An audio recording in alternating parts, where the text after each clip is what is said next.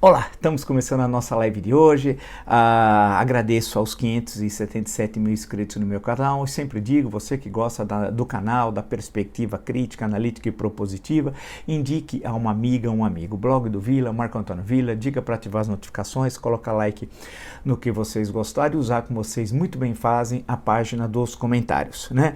As entrevistas, a última foi com a senadora Simone Tebet no Mato Grosso do Sul, recentemente candidata à presidência do Senado, e a antepenúltima com o ministro da Suprema Corte, Supremo Tribunal Federal, o ministro Luiz Roberto Barroso, entrevista que ainda hoje está tendo uma enorme repercussão, né? Uma excelente entrevista, assisto, que nós partimos, né, do livro Sem Data Vênia, livro do ministro, um olhar sobre o Brasil e o mundo, e a partir dali, claro, fazer toda uma discussão estrutural e de alto nível, colocado muito bem pelo ministro, sobre o Brasil, né? Assistam, que eu tenho certeza que vocês vão gostar.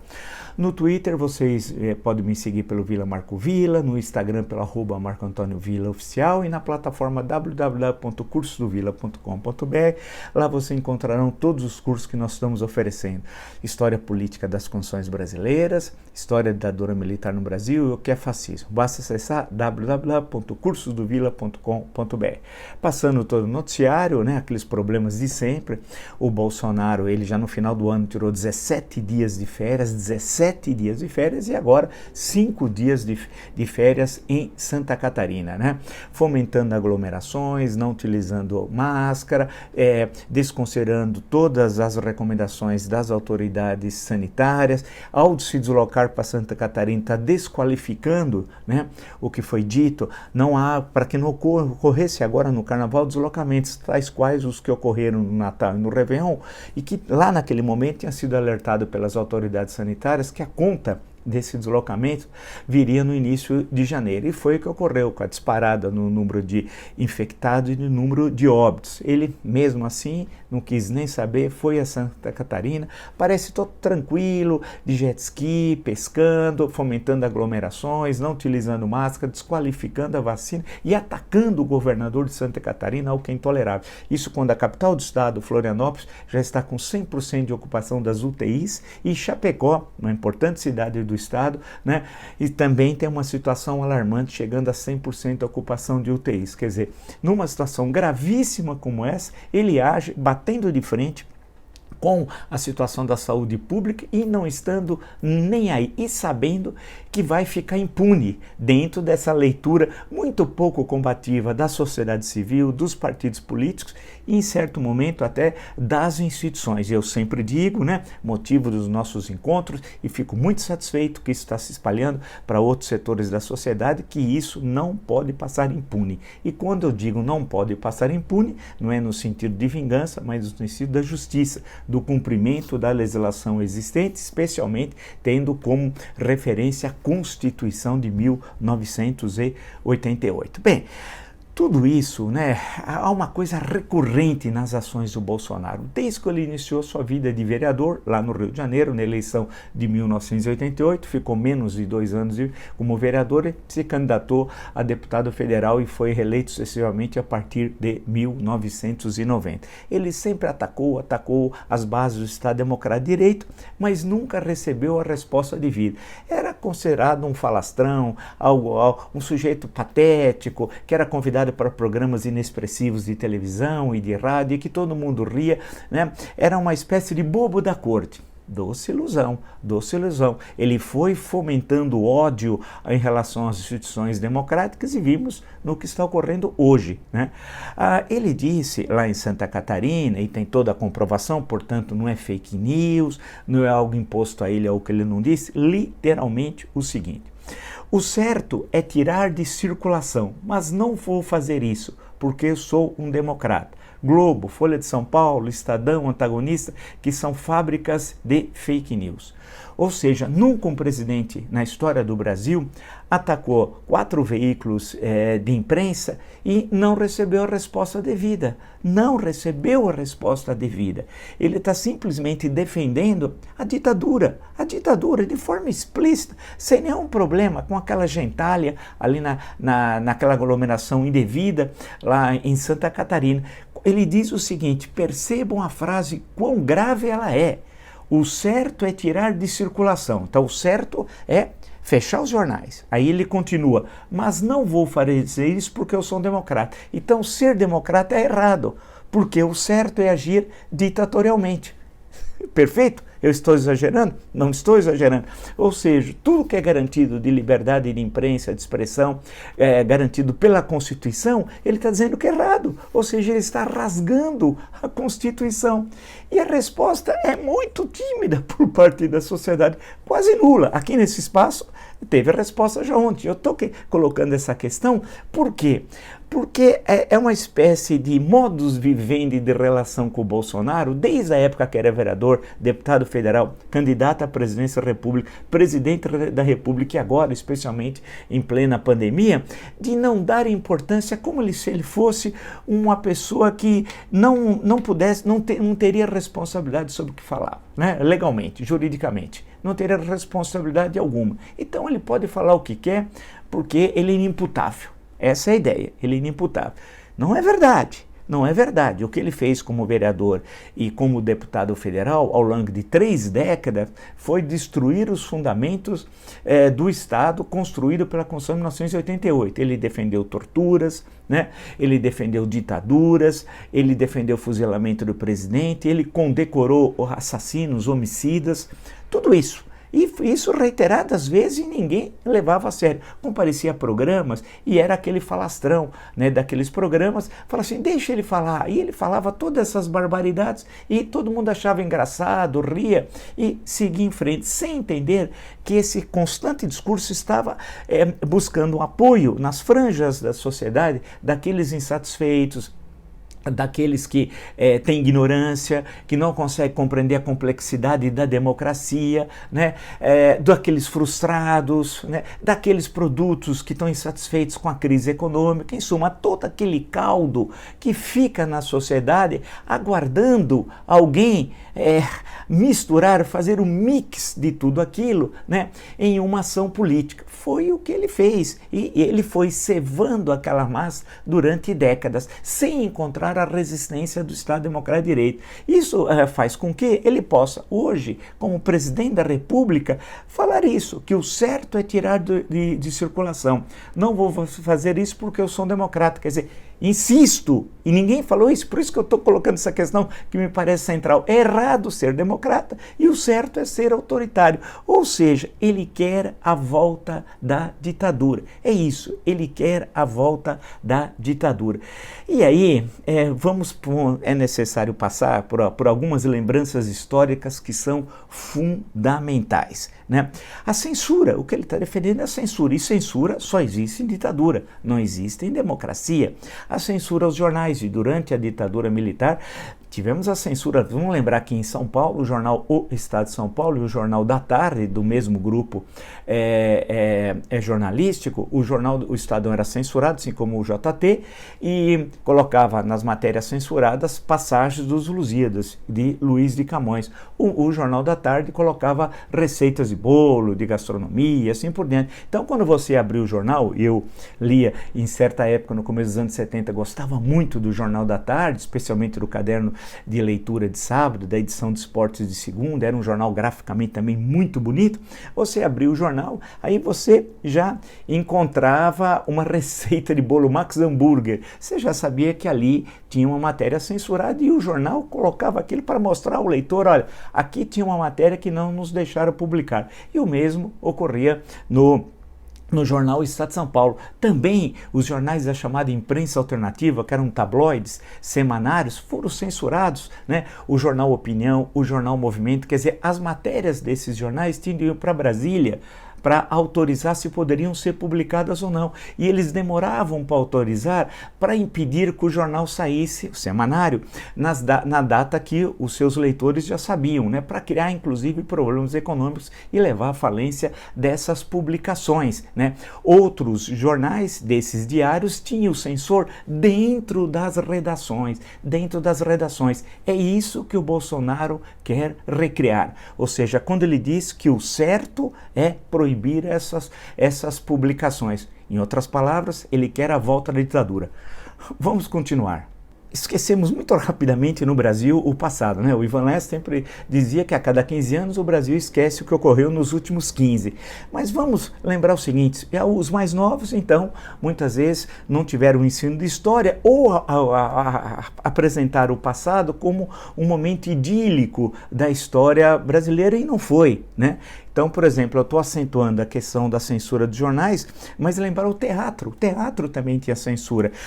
Criava-se enorme dificuldade, muitas vezes o grupo teatral encenava, preparava, ensaiava. Quando estava prestes a estrear isso, com todos os custos econômicos, né, aluguel de teatro, dos artistas que estavam se preparando, daquela companhia, aí vinha a ordem da justiça, da censura, dizendo, olha, tá aí, não está proibida a peça. Ou, quando não estava proibida, tinha tantos cortes que inviabilizava a apresentação daquela peça. Ou havia uma liberação e em seguida a ação de grupos paramilitares como o CCC, o Comando de Caça aos Comunistas, e lembrar os tristes episódios da Roda Viva aqui em São Paulo, da peça Roda Viva, leio no Zuenir Ventura, 1968, acho que é a melhor descrição, o ano que não terminou, e os episódios de Porto Alegre. Portanto, você via sempre sobre a violência do aparelho do Estado, né? E da censura. O teatro ocorreu inúmeras vezes. E quando a peça era encenada, certas peças, elas tinham uma linguagem metafórica. Então você precisava assistir e ficar compreendendo. Eu assisti muitas dessas peças, né, e entender todas aquelas metáforas que eram colocadas pelo dramaturgo e encenada pelos atores, que era o único meio da peça poder vir a lume, tendo em vista a ação da censura. Lembrar da questão dos livros. Os livros também eram censurados. Teve livros que nós só tivemos acesso aqui no Brasil só com o fim da ditadura. Os livros eram censurados e muitas vezes eles deixavam a editora imprimir 2.000 exemplares e aí proibiam. Com o mesmo objetivo que eu tinha citado anteriormente, de inviabilizar economicamente aquela editora. Isso eles faziam sistematicamente e criava-se sempre o medo. Será que esse livro que eu estou editando vai chegar às livrarias? Será que ao chegar das livrarias ele não vai ser proibido? Isso foi uma pressão constante e criar o medo. Eu lembro que os livros que eu lia quando eu cheguei a São Paulo, tinha lá 15, 16 anos, e já trabalhava, circulava pela cidade, a gente encapava os livros, né? Encapava ou andava sempre com ele assim, não mostrando, né? Se você estava carregando. Eu lembro que uma vez até falar, eu tenho ele aqui, me lembrei agora de improviso como a gente faz, né? Mas eu tenho um livro sobre a 1926, sobre a coluna Prestes, do Hélio Silva. Hélio Silva tem todo aquele ciclo Vargas, né? Que começa em 1889 primeiro e depois vai para 1922, Sangue na Areia de Copacabana, passa por 24, a coluna Prestes, chega a 1930, aí nos anos 30 tem quase que um volume por ano, né, até chegar a 1945 e tem um livro sobre 1964. Os livros do Hélio Silva, o médico de origem, não é um historiador de ofício, como diria o Mark Bloch, mas ele tem documentos muito importantes, né? E eu tenho quase todos os volumes aqui, se não todos. E eu estava com, falava sobre a coluna Prestes, um volume grosso, e tinha, assim, a bico de pena, um retrato do Luiz Carlos Prestes. Então, capitão Luiz Carlos Prestes, né? Lá dos anos 20, entendas. Eu, ingenuamente, tenho aquelas pastas de office boy, sabe? Aquelas pastas pretas que eram chamadas 007 naquela época, a gente colocava os documentos que você levava para entregar, era isso que eu fazia logo aqui. Isso eu tinha 15 anos. Aí comprei o livro do Hélio Silva no crediário, na livraria Saraiva, na Rua José Bonifácio, faz tempo isso aí. Aí peguei, entrei no ônibus, sentei, falei, agora até chegar na Paulista, tem uns 25 minutos, vou aproveitar para ler, porque eu sempre adorei. Aí abri, estava lendo, aí um senhor sentado ao lado, nem vi que ele estava. Aí depois fechei o livro, fiquei pensando sobre um trecho, ele olhou, viu, falou, ô menino, que livro é esse? Aí eu falei, eu falei, Grande Mar, a coluna Prestes aqui e tal. Tome cuidado, hein? Ele se levantou e desceu. Eu falei, eita. Aí eu associei, falei, mesmo, tá o Prestes aqui. Prestes nessa época estava no Brasil, né? Então, a partir daquele episódio, todos os livros meus eram encapados, tal, e eu ia trocando suas capas conforme ia mudando o livro. Era assim, era o medo. O medo era o nosso companheiro. A qualquer momento eu estava presente o medo. Precisava pensar o que falar em certos locais, porque você não sabia o que podia ocorrer. As prisões eram arbitrárias, sem processo, sem nada. Aí lembrar as editoras de Civilização Brasileira no Rio de Janeiro atacada com bombas, com bombas. Isso que o Bolsonaro quer o regresso dessa situação ao Brasil. Lembrar na TV a censura também, os programas de televisão. Novelas eram censuradas. Tem o célebre caso do Roque Santeiro, a primeira versão, que já estava a gravação em desenvolvimento, e é do Dias Gomes, né? E acabou sendo censurada. Então a pressão, sobretudo censura. Antes de aparecer o programa, aparecia o certificado de censura. Nos cinemas, antes de começar os filmes, tinha o certificado também de censura. E no caso, quantos filmes nós só pudemos ver após o fim da ditadura, como a Batalha de Argel? Lembrando um deles agora aqui, né? Foi lembrado pelo doutor ministro Luiz Roberto Barroso o episódio da Laranja Mecânica, o livro é do Anthony Burgess, o filme é muito conhecido, o Malcolm McDowell que faz o papel do principal personagem, né? Que aqui tinha toda a censura, o pessoal chamava de jabuticaba eletrônica, né? Que era, não podia aparecer as pessoas nuas em certas cenas, todo mundo começava a rir dentro do cinema, era isso, censura. Ou muitas vezes eles liberaram os filmes e depois censuravam, quando eles chegavam, começavam a passar. Eu me lembro do célebre episódio, né? Que foram censurados 10 filmes, mas disseram, olha, vai passar ainda sábado e domingo, depois vai ser tudo recolhido. Então ficava lotado para assistir, eu mesmo estava lá na fila. Um dos foram censurados, era um filme brasileiro clássico, todo um desses era A Castigada. Revistas, quantas revistas tiveram vida tão curta? Porque também eram censuradas as revistas. Revista Argumento, por exemplo, uma revista importante, você criava problemas, você muitas vezes deixava a impressão da revista pronta e aí aprendia. Né? No sentido de dar prejuízo econômico e inviabilizar aquela ação editorial. As revistas também, a revista Veja foi tantos anos, desde 1968, censurada. Né?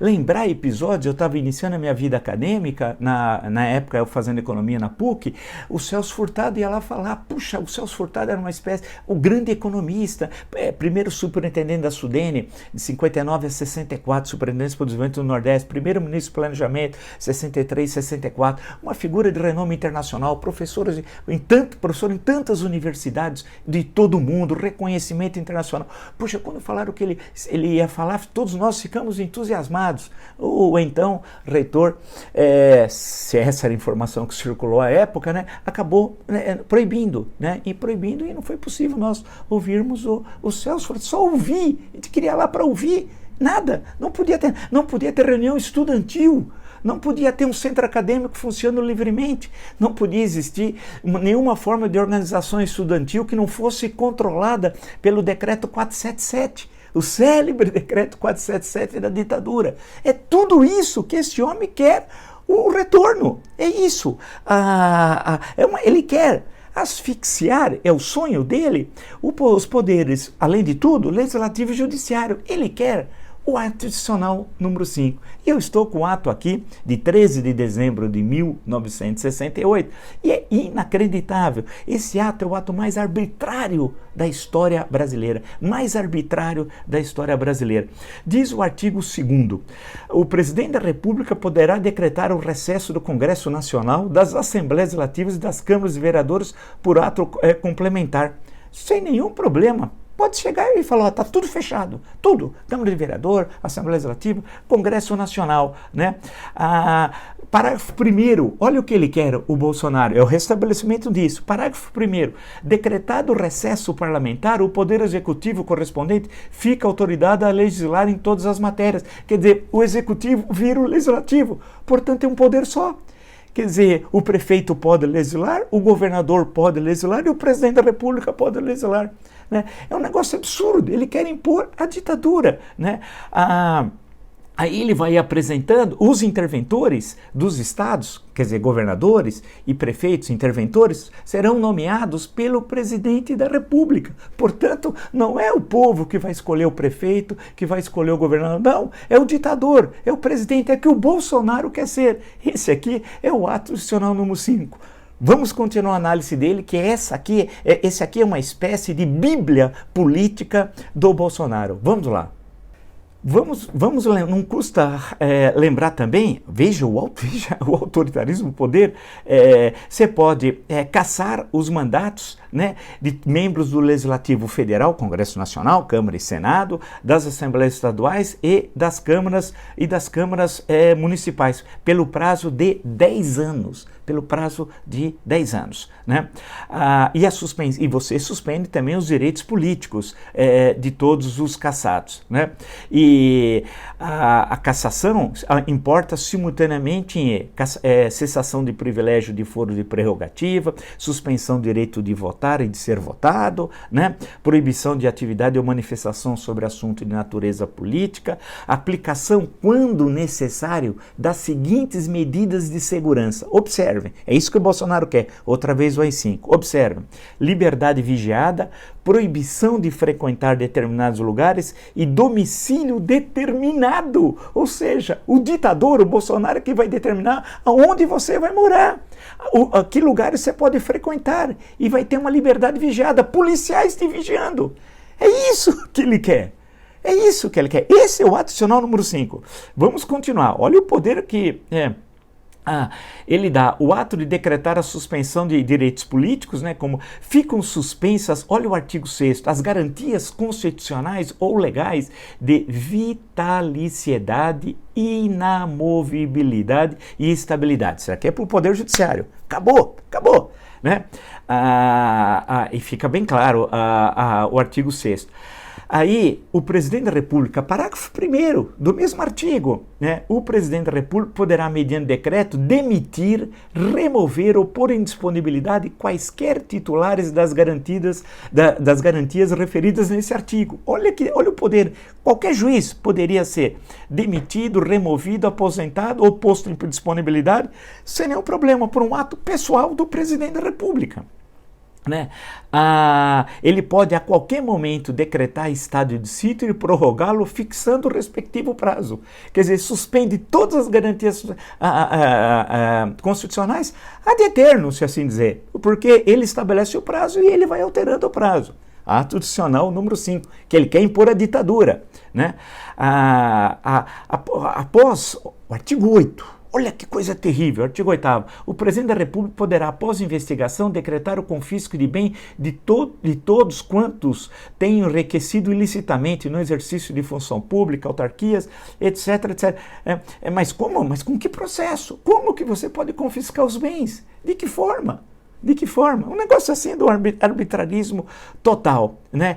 Aí vem, olha o artigo 10º, terrível, veja. Fica suspensa a garantia de habeas corpus nos casos de crimes políticos contra a segurança nacional, ordem econômica e social e economia popular. Inacreditável. Fica suspensa a habeas corpus, acabou. Ele determinou a prisão, não tem poder judiciário, mas já não tem legislativo, porque ele legisla também. Vocês estão entendendo? Aí, o artigo 11º, aí é inacreditável. Veja, excluem-se de qualquer apreciação judicial todos os atos praticados de acordo com esse ato institucional e seus atos complementares, bem como os respectivos efeitos. Eu vou repetir, olha a barbárie jurídica. Foi o Gaminha que fez isso aqui, Gami Silva, professor aqui da São Francisco, teve uma longa carreira, inclusive de poder interno dentro da universidade e tal. Esse é o Gaminha. Olha lá, é a música do Chico, Apesar de Você, a referência é ao Gaminha, chamado Gaminha. Vamos lá.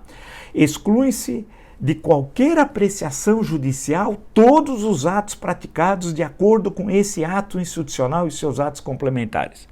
Ou seja, não tem apreciação judicial disso. Acabou. Ele é o poder absoluto. Ele é o poder absoluto. É isso.